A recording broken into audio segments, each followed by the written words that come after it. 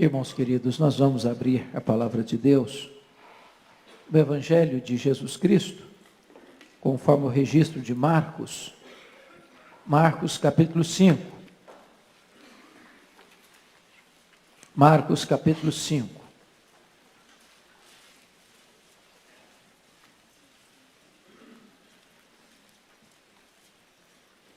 Nós vamos fazer a leitura dos versos 1 ao verso 20. Marcos 5, de 1 a 20.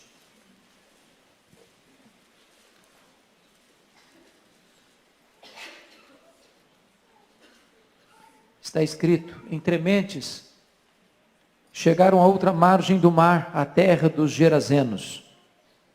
Ao desembarcar, logo veio dos sepulcros ao seu encontro um homem possesso de espírito imundo, o qual vivia nos sepulcros, e nem mesmo com cadeias alguém podia prendê-lo. Porque tendo sido muitas vezes preso com grilhões e cadeias, as cadeias foram quebradas por ele, e os grilhões despedaçados, e ninguém podia subjugá-lo. Andava sempre, de noite e de dia, clamando por entre os sepulcros e pelos montes, ferindo-se com pedras.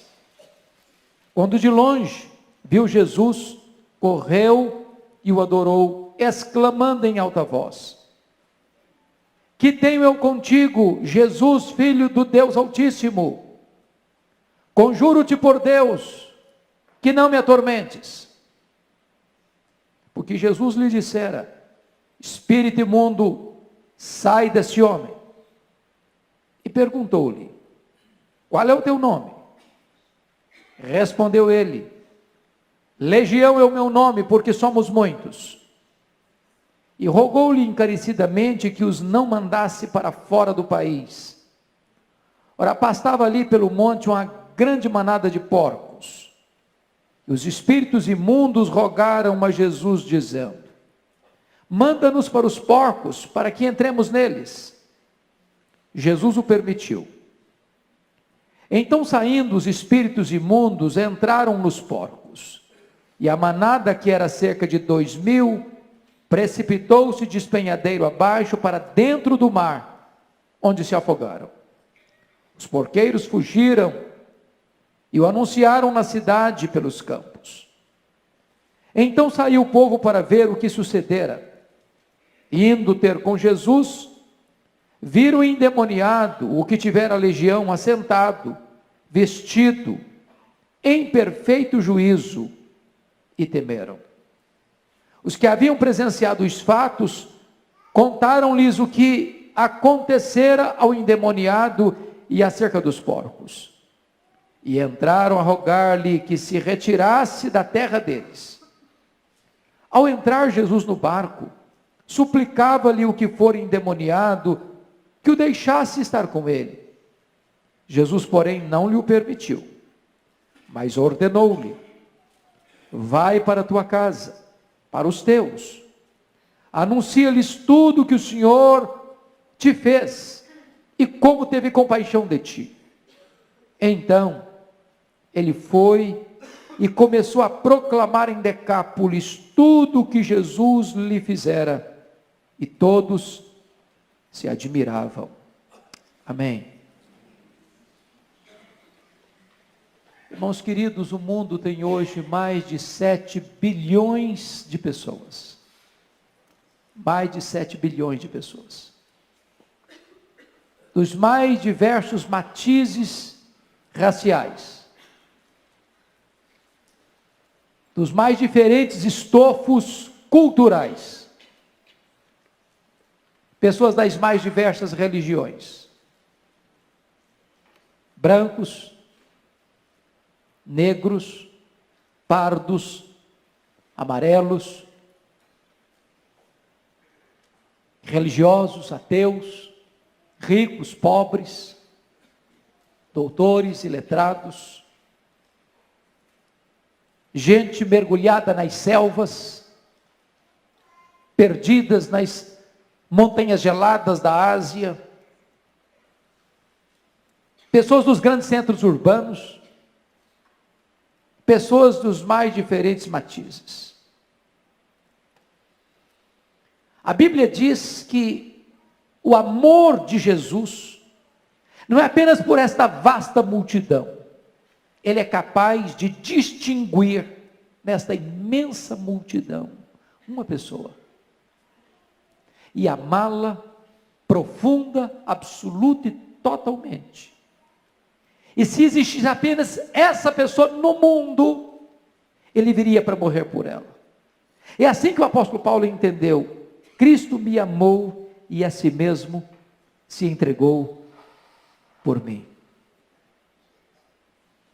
Se vocês estão percebendo, o texto que antecede ao lido retrata Jesus numa terrível tempestade no mar da Galileia.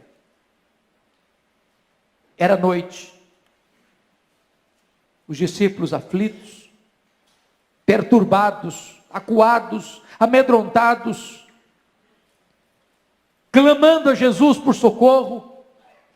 Jesus se levanta, repreende o vento, repreende o mar, faz-se grande bonança. Mas em vez de Jesus ir para a sua casa em Cafarnaum, quartel-general de seu ministério, Jesus muda a rota e vai para o lado oriental do lago, para as montanhas de Golã, para a região dos gentios, para a região de Decápolis, para a cidade de Gadara.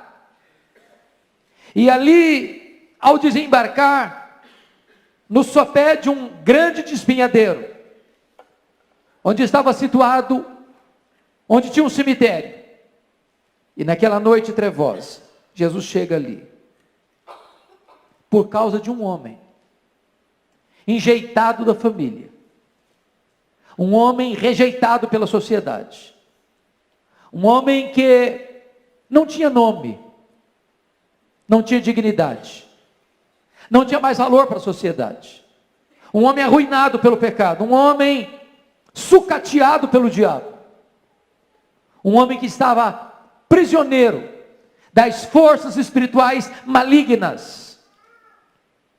E apesar desse homem ter sido enjeitado pela sociedade, enjeitado pela sua família, Jesus faz uma viagem, depois de uma terrível tempestade, de noite, para um território gentílico, simplesmente por causa deste homem. Jesus Cristo não tem preferência, rico ou pobre, branco ou negro, doutor ou iletrado. Ele ama o homem, com todas as suas mazelas, com todas as suas ruínas. Ele vem ao encontro deles, para libertá-los, para transformá-los, para salvá-los. Se você perceber, o diabo destruiu a vida desse homem, tirou dele tudo que ele tinha: a saúde, o equilíbrio mental, a família, a paz, a dignidade.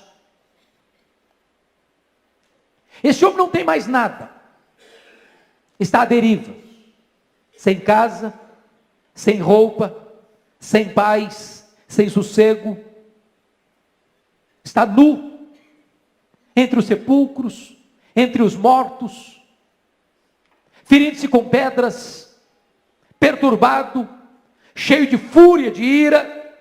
É uma ameaça para a sociedade, é uma ameaça para a família, é um pária humano, é um aborto vivo. E não obstante toda essa destruição, pois vivia dentro dele uma legião de demônios, Jesus Cristo se importa com ele, Jesus Cristo valoriza ele, Jesus Cristo faz uma viagem para libertá-lo e para salvá-lo. Isso significa para nós, irmãos, que Deus não tem lata de lixo. Isso significa para nós que para Deus não tem vida irrecuperável. Isso significa para nós que não há caso perdido para Deus. Isso significa para nós que jamais devemos desistir de esperar o milagre da conversão, da transformação, da libertação dos cativos. E eu gostaria então de convidar você para olhar esse texto comigo. e para ver o que é que Satanás fez na vida desse homem, para depois nós vermos o que Jesus Cristo fez na vida dele. A primeira coisa que esse texto deixa claro é que esse homem estava possuído por uma legião de demônios.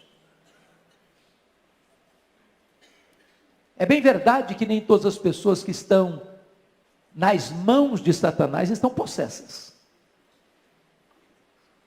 Mas esse estava possesso. Quando Jesus pergunta qual é o seu nome, ele não responde João, José, Simão. Ele responde legião, porque somos muitos. Quem responde não é ele, mas as entidades malignas que habitavam nele, que governavam a mente dele, que gerenciavam os pensamentos dele. Para nós entendermos o grau de escravidão deste homem, nós precisamos entender o que é uma legião. Legião é um termo militar. Legião era uma corporação romana de 6.000 soldados. Legião era a força, era a máquina militar mais temida da época. A legião compunha os guerreiros mais perigosos, os atiradores, os flecheiros, os incendiários. Era uma força militar irresistível. Quando a legião romana entrava numa cidade, numa província, arrasava tudo, destruía tudo, matava todos. O que esse texto quer dizer para nós, irmãos, é que existe também uma força maligna, que não pode ser combatida com armas carnais, que está em ação e em curso na história, destruindo vidas, arruinando famílias, arrebentando com pessoas, jogando-as na vala do desespero, da escravidão, da morte. É exatamente este o retrato que nós vemos hoje, de uma sociedade machucada, ferida, barbarizada, desumanizada, bestializada, por uma força maligna que veio para roubar, matar e destruir. Esse homem, ele não é dono da vida dele, ele não é dono da personalidade dele, ele não controla os seus próprios gestos, os seus próprios atos, porque dentro dele há uma entidade maligna. É bem verdade, irmãos, que às vezes hoje a gente pensa em possessão demoníaca, retratado por este homem.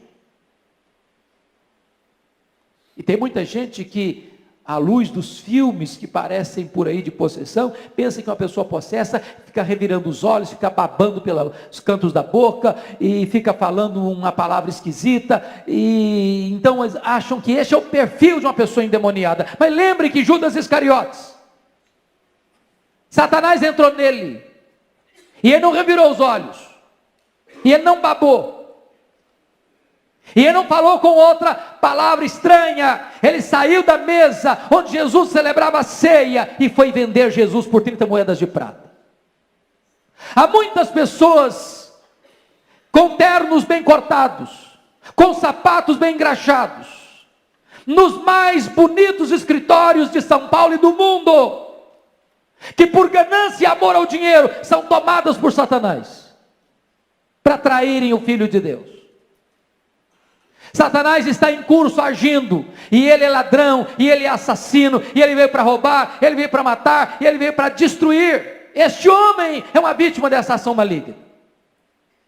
Mas em segundo lugar, irmãos, notem vocês que a força maligna nesse homem não pode ser contida por força humana, porque diz a Bíblia que eles colocaram algemas, eles colocaram cadeias, e ele despedaçava tudo.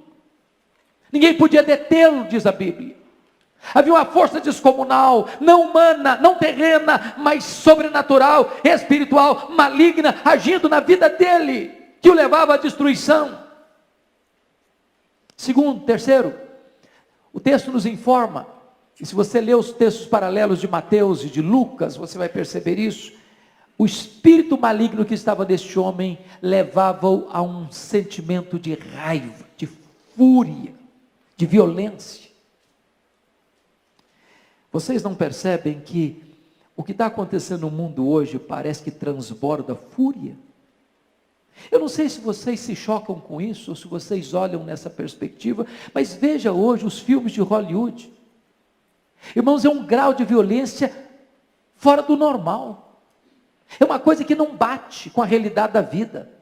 Por mais barbarizada que esteja a sociedade, por mais sanguinária que seja a sociedade, os filmes exploram um nível tão elevado de sangue, de violência, de barbaridade, que parece-nos que por trás existe uma mente maligna, perversa, extremamente raivosa, para destruir a sociedade, para destruir a família, para destruir o ser humano.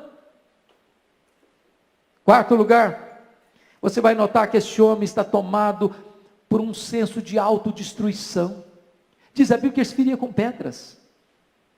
Gente, a principal coisa que nós temos como ser humano é o sentimento natural da autopreservação.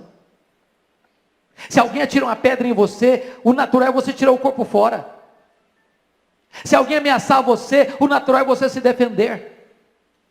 Esse homem perdeu o amor próprio, esse homem se entrega à autodestruição, e é assim que Satanás faz hoje, destrói as pessoas, elas perdem o amor próprio, elas perdem o sentido e o amor à vida, nas drogas, na promiscuidade, na mentira, na ganância, na soberba. Quinto lugar, esse homem está marcado pela impureza. Se vocês perceberem, ele está num território gentílico. Se vocês perceberem, ele está entre os sepulcros, lugar impuro. Se vocês perceberem, ele está tomado por espíritos imundos, impuros. Quando Satanás, na sua astúcia ou na sua fúria, entra, maquina, ele vai empurrando as pessoas para a impureza. Ele vai tirando das pessoas a percepção do que é santo, do que é puro, do que é legítimo, do que é bonito, do que é perfeito. Ele vai distorcendo, ele vai deformando, ele vai caracterizando a vida, ele vai deformando a existência do ser humano.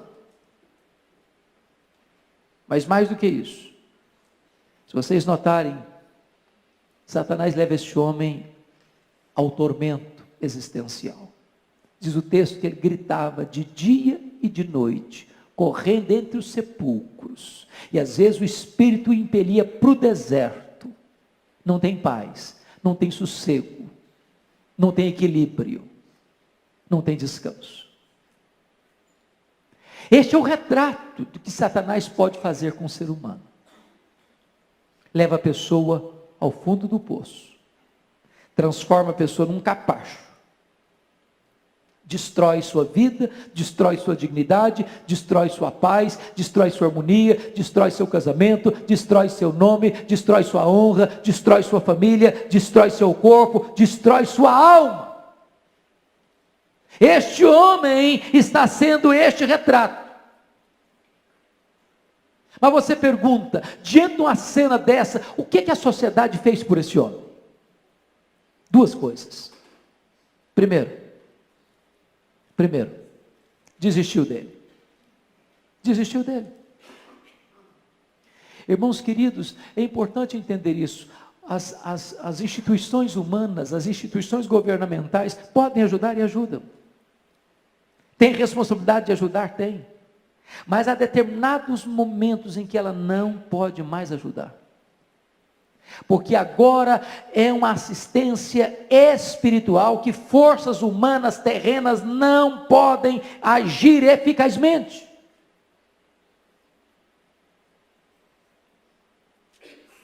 É uma obra espiritual.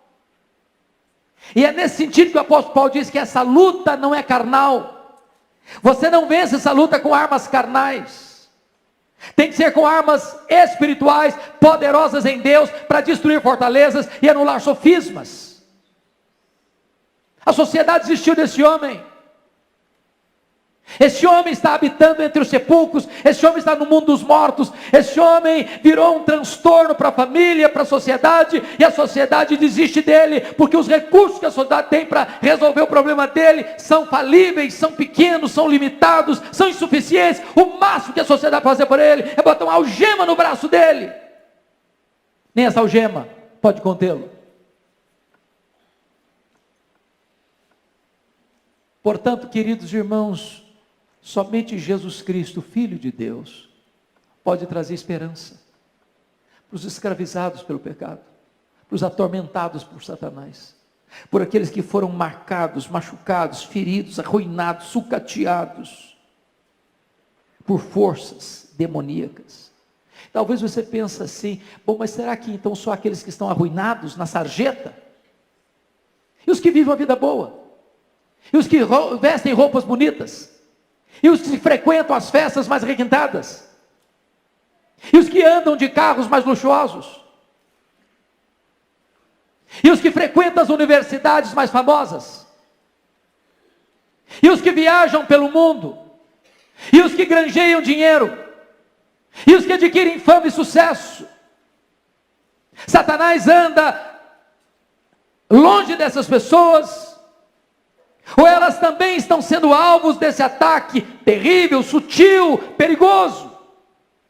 Porque às vezes, irmãos, a gente pensa que Satanás só age dentro desse território terrível, assombroso. Mas eu lhes direi que o humanismo antropocêntrico, idolátrico, materialista, consumista, ateísta, é uma forma muito mais sutil, muito mais perigosa, que arranca tanta gente para levar para a escravidão, para a morte, para o inferno. Foi por isso que Jesus Cristo disse para Pedro, quando Pedro queria desviá-lo da cruz: arreda Satanás. O que Jesus Cristo fez por esse homem? A primeira coisa que eu encontro nesse texto, irmãos, é que Jesus libertou esse homem. É que Jesus quebrou as correntes. É que Jesus rompeu os grilhões. É que Jesus abriu os portões de ferro. É que aquele homem que não sabia o que era liberdade, o que era equilíbrio, o que era paz, o que era sossego para a sua alma, o que era perdão para os seus pecados, o que era alegria de viver, Jesus Cristo fez por ele. Eu não conheço a sua história, eu não conheço a sua vida, eu não conheço os detalhes da sua existência, mas eu quero dizer para você nesta noite, em nome de Jesus, que Jesus de Nazaré está aqui nesta casa, está aqui neste templo, e Ele é poderoso para perdoar, para libertar, para transformar, para trazer paz para a sua alma, para trazer equilíbrio para o seu coração, para trazer vida para a sua vida. A segunda coisa que Jesus Cristo fez para esse homem, irmãos, foi devolver a ele a dignidade da vida. Devolver dignidade da vida. A primeira coisa que você vai notar é que esse homem está assentado agora aos pés do Senhor Jesus. Esse homem não tinha paz, ele não tinha sossego, ele não sentava, ele não dormia, ele não descansava. A alma dele era uma tempestade, o coração dele era uma tormenta. Os vendavais que sopravam furiosamente na vida desse homem eram piores do que os vendavais que Jesus acalmou no mar da Galileia. E agora, quando Jesus o liberta, esse homem está em paz, sereno, assentado aos pés do Senhor Jesus. Talvez você não tenha tido descanso para o seu coração. Tudo que você faz não faz sentido. Tudo que você ganha não preenche o vazio do seu coração. Você vai para aqui, você corre para lá. Mas a sua alma está inquieta, desassossegada. Eu quero dizer para você que Jesus pode acalmar o seu coração. Ele pode aquietar a sua alma. Ele pode serenar o seu coração. E você pode conhecer a bênção de assentar aos pés de Jesus, para ouvir a sua doce voz, para aprender com Ele, que é manso e humilde o coração. Ele pode dar significado à sua vida, Ele pode dar paz à sua alma, Ele pode dar equilíbrio para o seu viver. A terceira coisa que o texto nos informa é que este homem, notem isso, ele está vestido. É curioso isso. Já perceberam como Satanás quer deixar as pessoas nuas? Expô-las? Já perceberam como a sensualidade anda solta no ar? Já perceberam como esse sentimento de atrair as pessoas pela sensualidade é tão forte na nossa cultura? Aqueles que têm um encontro com Jesus Cristo, eles passam a ter respeito próprio, pudor. Pudor. Eu posso lhes dizer que as nossas vestes revelam mais o nosso interior do que cobrem o nosso exterior. As nossas vestes revelam muito mais a nossa alma do que cobrem o nosso corpo. Quando você tem um encontro com Jesus, você começa a entender que o seu corpo é o templo do Espírito Santo. Que você não pode usá-lo de maneira irresponsável para provocar a sedução e levar o outro ao pecado, mas você tem responsabilidade de cuidar do seu corpo com dignidade. Mas mais do que isso, o texto nos informa que esse homem está também em perfeito juízo. Perfeito juízo. Os estragos que Satanás fez na mente desse homem foram revertidos.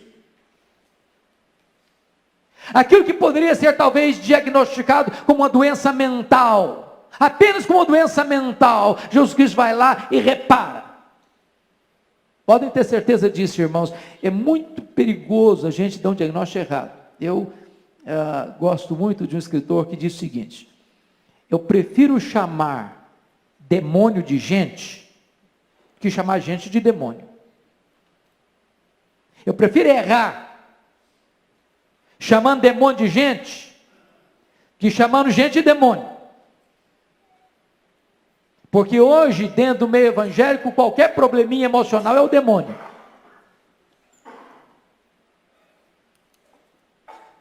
Eu nunca me esqueço, um dia em Vitória, eu estava numa reunião de oração, e chega um rapaz, com aspecto perturbado,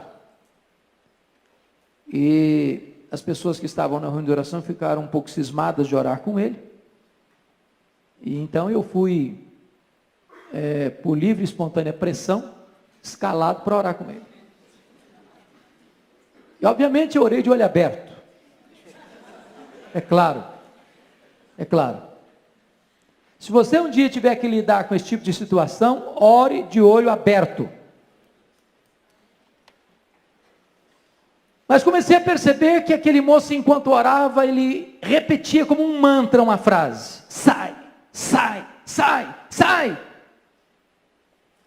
Dando a impressão que ele estava expulsando alguma entidade maligna dele mesmo. Percebi imediatamente que aquele moço não tinha nada de demônio. Ele era um menino que tinha um problema mental grave, sério, precisava de tratamento. Quando fui examiná-lo, conversar com ele em detalhes, percebi que ele frequentava algumas igrejas neopentecostais. E lá, ao chegar, as pessoas queriam expulsar os demônios dele. Sai, sai, sai. E essa frase ficou gravada na mente dele. Ele continuou dizendo: sai, sai, sai. Fez um tratamento adequado, ficou curado. Graças a Deus, com uma vida equilibrada. Mas existe o reverso. Muitas vezes se trata como doença mental aquilo que é demônio. Muitas vezes se aplica um recurso puramente medicamentoso para alguém que só vai ser curado no momento que for liberto. Este é o caso. Esse homem não tinha paz na sua mente. Ele vivia de noite e de dia gritando entre os sepulcros, furioso, nu, se ferindo com pedras. E no exato momento em que ele foi liberto, no exato momento em que ele foi perdoado, no exato momento em que ele foi salvo, diz a Bíblia que ele estava em perfeito juízo, vestido, assentado aos pés do Senhor Jesus.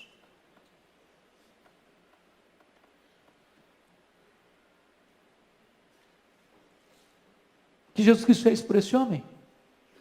Jesus Cristo deu para ele uma gloriosa missão. Uma gloriosa missão. Fez dele um missionário. E aqui eu fico tão encantado com o Evangelho. Porque talvez a pessoa que hoje mais faz você chorar, talvez hoje a pessoa que mais traz preocupação para a sua família, talvez hoje a pessoa que mais faz você ficar angustiado, chorando, desesperado, diz, meu Deus, o que nós vamos fazer? O que nós vamos fazer? O que nós vamos fazer? Deus pode fazer um milagre tamanho na vida dessa pessoa, que essa pessoa vai ser o motivo e a fonte da maior alegria da sua família. Aquele homem que era um capacho de Satanás, transforma-se em um missionário para sua família, para sua terra, para as 10 cidades de Decápolis. Mas, queridos irmãos, eu gostaria de concluir esta breve meditação, dizendo para vocês que esse texto me intriga profundamente. Me intriga porque ele está eivado de pedidos, de petições. E Jesus atende uma série de pedidos, de petições. E quem primeiro pede nesse texto são os demônios. Eu não diria para você que os demônios oram, não. Acho que o demônio não ora, mas pede. E quando Jesus chega em Gadara, aquele homem endemoniado corre, se prostra diante de Jesus, adora-o, chama-o de Filho de Deus, com medo de viesse atormentar-nos antes do tempo, e faz 3 pedidos para Jesus. Primeiro, não nos atormentes antes do tempo. Preste atenção nisso. Ao mesmo tempo que Jesus é o libertador dos escravos, Ele é o atormentador dos demônios. Segundo pedido, não nos mandes para fora do país. Terceiro pedido, manda-nos para essa manada de porcos. Tinham 2.000 porcos pastando na região. E diz o texto que Jesus atendeu aos 3 pedidos. Aos 3 pedidos.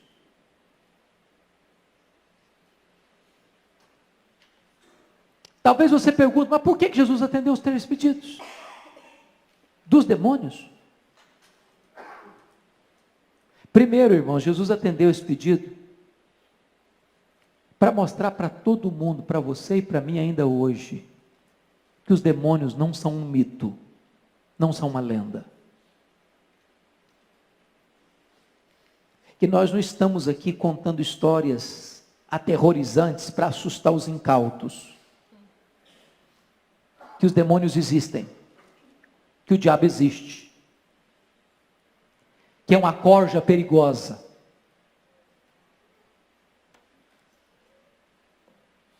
que são espíritos malignos, que atormentam, que escravizam, que roubam, que matam, que mentem, que perturbam.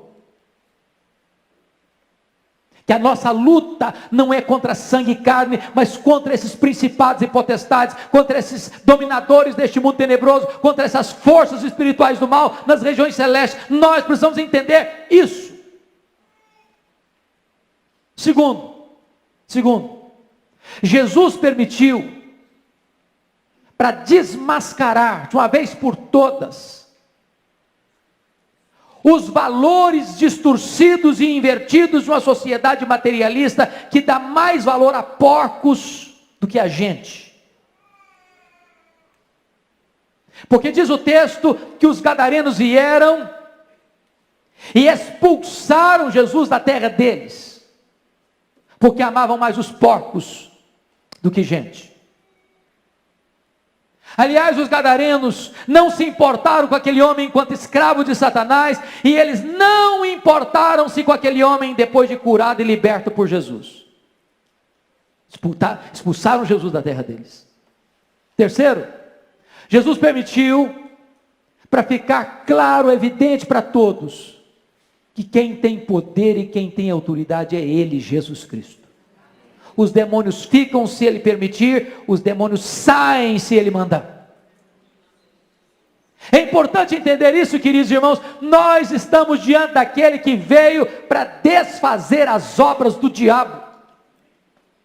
Nós estamos diante daquele que já foi lá e amarrou o valente, e arrancou a armadura do valente, e saqueou a casa do valente. Você e eu, estando aqui nesta noite, somos prova disso. Porque todos nós, outrora, estávamos na potestade de Satanás, no império das trevas, na casa do valente, e houve um dia em que Jesus Cristo foi lá e nos arrancou com mão forte e poderosa.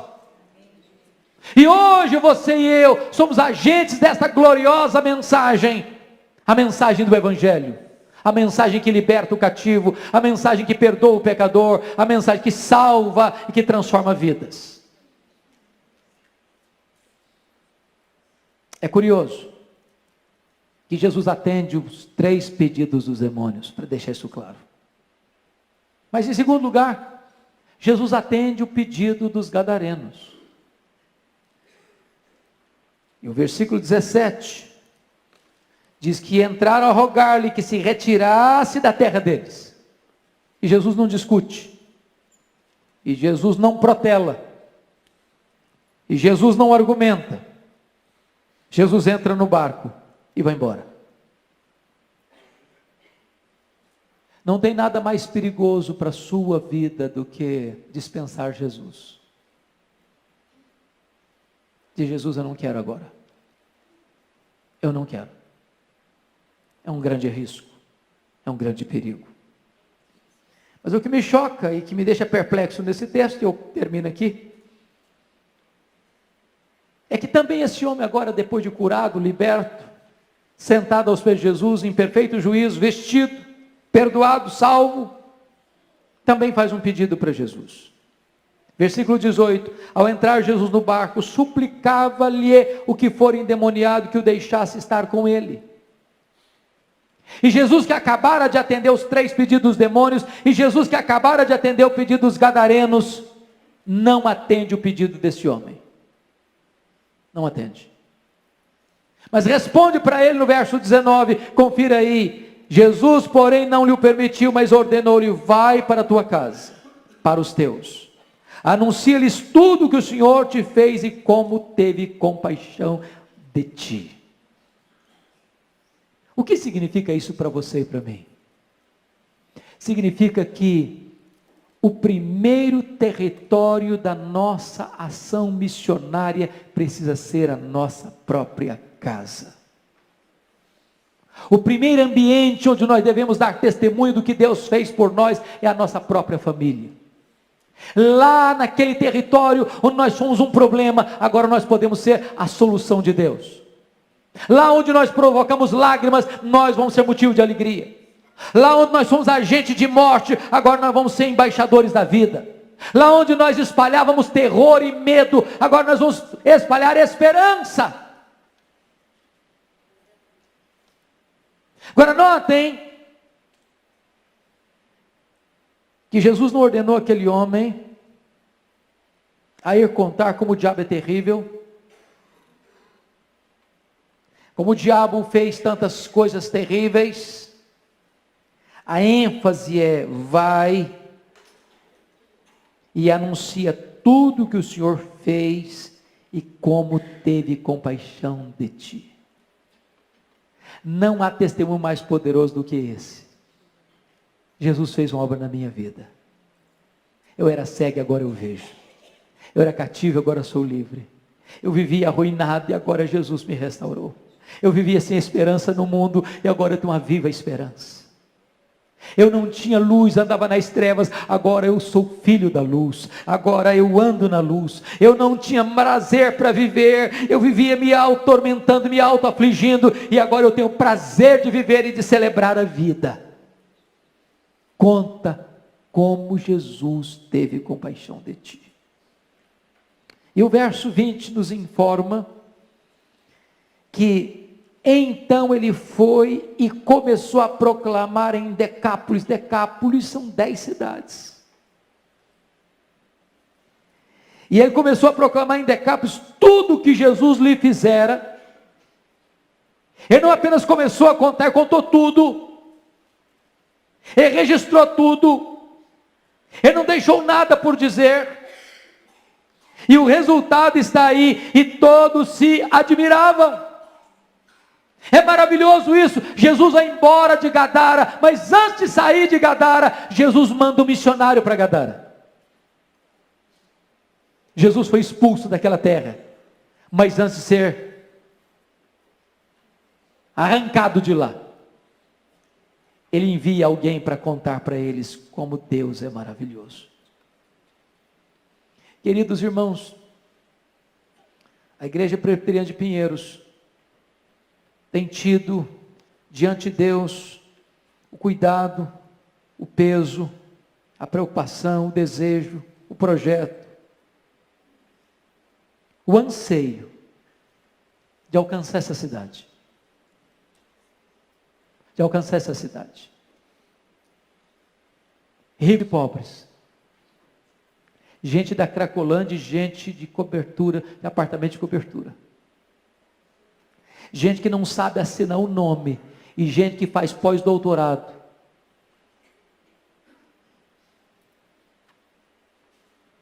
Gente que precisa de uma cesta básica, e gente que não sabe onde pôr o dinheiro. Nós precisamos alcançar todas essas pessoas. Elas estão perdidas, com dinheiro ou sem dinheiro, com diplomas universitários ou sem diplomas universitários. Não importa a roupa que elas vestem, o carro que elas andam, o apartamento e a casa que elas moram, não importa a condição social que elas têm, se elas não estão em Cristo, elas estão perdidas, elas estão arruinadas, elas estão sem esperança, e nós precisamos entender isso. E que a mesma pressa, que a mesma compaixão de Jesus, que diante de uma noite trevosa de tempestade, depois de um dia exaustivo de ensino, ele faz uma jornada solitária para um lugar solitário, num cemitério, porque um homem arruinado estava lá, precisando de graça, de libertação, de salvação, de perdão, de nova vida, e agora esse homem é um novo homem, e esse homem agora é um missionário, uma bênção para suas cidades, uma bênção para sua família.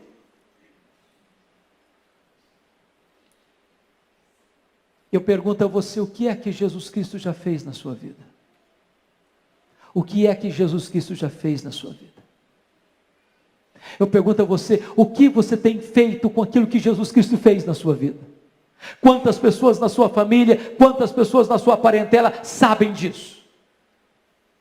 Quantas pessoas dentro da sua casa já foram impactadas com o seu testemunho? Quantas pessoas na sua escola, no seu trabalho, na sua profissão, no seu escritório, no seu hospital, na sua empresa, lá no seu comércio, lá nas suas atividades, sabem o que Jesus Cristo já fez na sua vida? Você não foi salvo apenas para ir imediatamente para o céu, porque se você fosse salvo só com essa penalidade, Jesus Cristo já teria levado você para lá. Se você está aqui, é porque Deus tem um plano a fazer através de você. Vai, conta para os teus quanta coisa o Senhor fez por ti e como teve compaixão de ti. Esse homem não desobedeceu essa ordem. Ele foi, ele contou tudo. E diz a Bíblia que todos, não alguns, não a maioria, todos se admiravam. Que Deus seja louvado, queridos. Que nós nos levantemos, cada um de nós nos levantemos para dizer em alto e bom som, no poder do Espírito Santo, com a urgência devida, o que Deus fez por nós. O que Deus fez por nós. Vamos orar ao Senhor. Feche seus olhos. Curva sua fronte, por favor.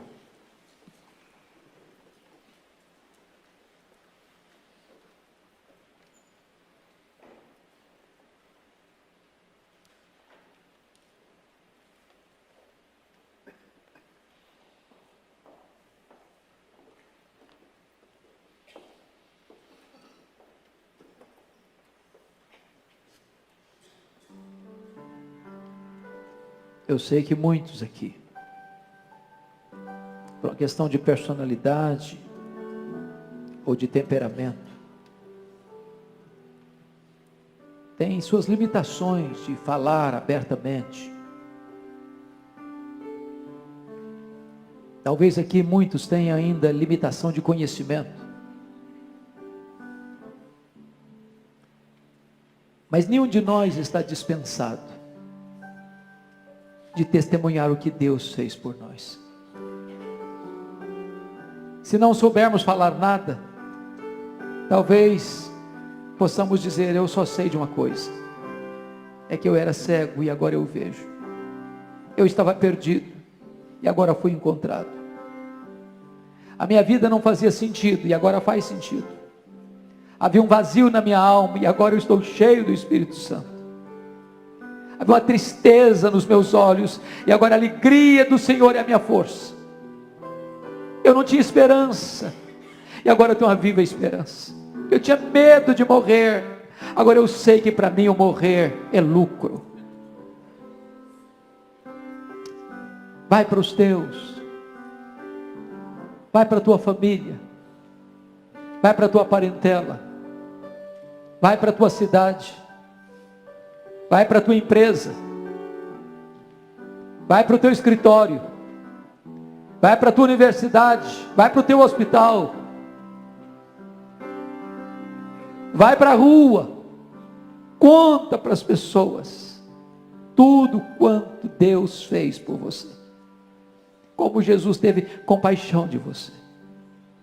Não se omita, não se acovarde, não feche sua boca, não enrole, ensarilhe as armas, não chegue diante de Jesus de mãos vazias. Ele nos salvou, Ele nos libertou, e agora Ele nos envia, Ele nos comissiona, e todos nós que ouvimos o seu chamado para a salvação, devemos receber agora e ouvir a sua convocação para a missão. Ó Deus, abençoa o teu povo, abençoa a tua igreja.